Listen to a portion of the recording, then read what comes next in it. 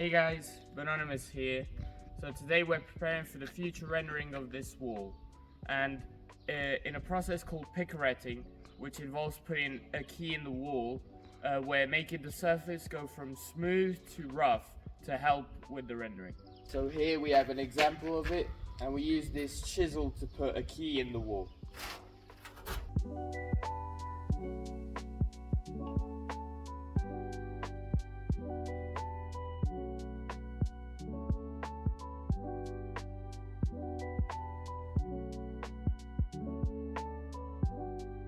As you can see guys, this project's really coming along together now.